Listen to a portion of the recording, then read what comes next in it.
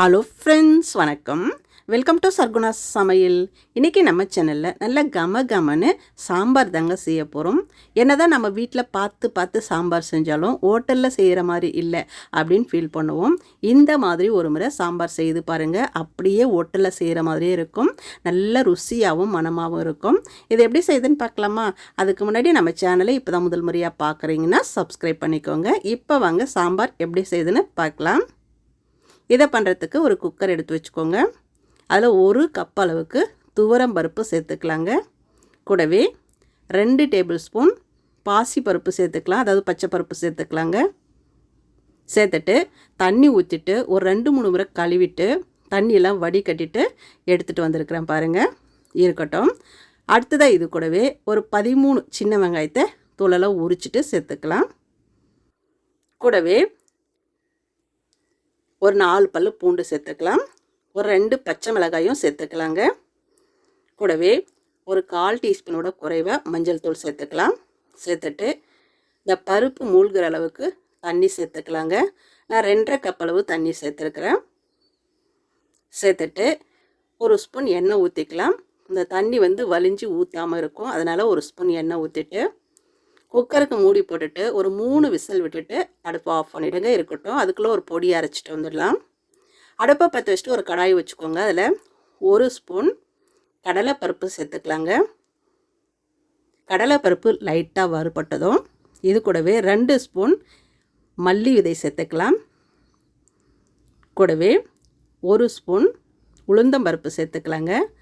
4 காய்ந்த மிளகாய் சேர்த்துட்டு அடுப்பை குறைவான தீயில் வச்சுட்டு நல்ல கமன்னு வாசனை வர வரையும் கருகிடாமல் வறுத்து எடுத்துக்கலாம்.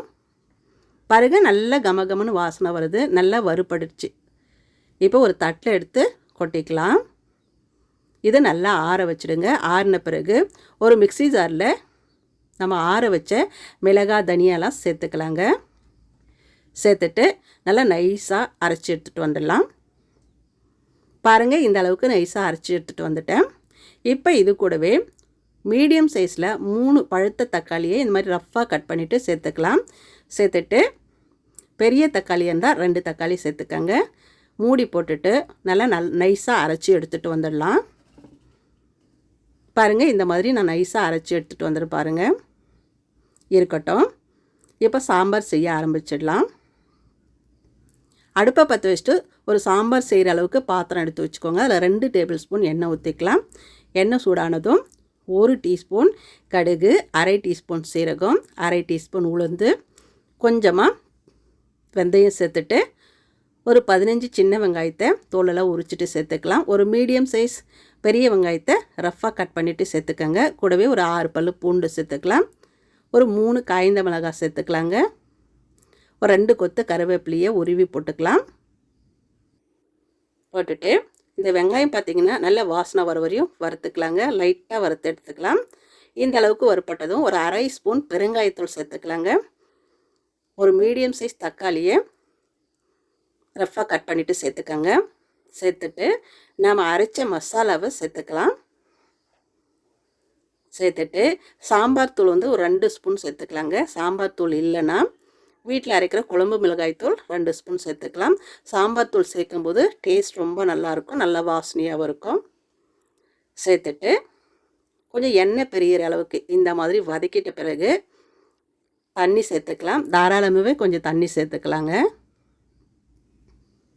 தண்ணி சேர்த்துட்டு ஒரு முறை நல்லா கலந்து விட்ட பிறகு நம்ம பருப்பு வேக வச்சோம் இல்லைங்களா, அதை நல்லா கடைஞ்சிட்டு ஊற்றிடலாம்.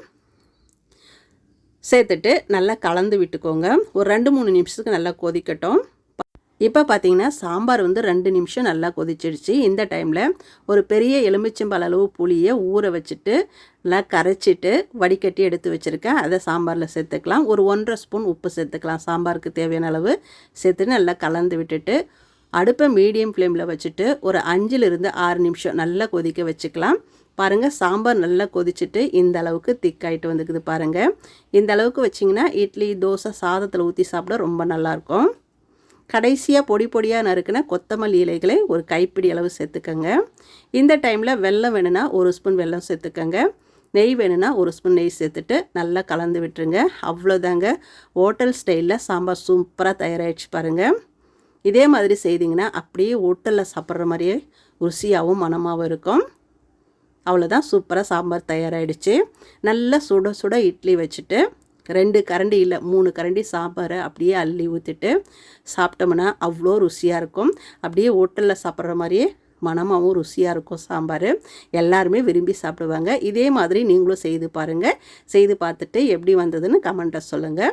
இந்த வீடியோ பிடிச்சதுன்னா சர்க்குணா சமையலுக்கு சப்ஸ்கிரைப் பண்ணுங்கள், லைக் பண்ணுங்கள், கமெண்ட் பண்ணுங்கள். மறக்காமல் உங்கள் தெரிஞ்சவங்களுக்கு நிறைய ஷேர் பண்ணுங்கள். அப்படியே பக்கத்தில் இருக்க பெல் பட்டனையும் அழுத்தி விட்டுருங்க. நன்றி, வணக்கம்.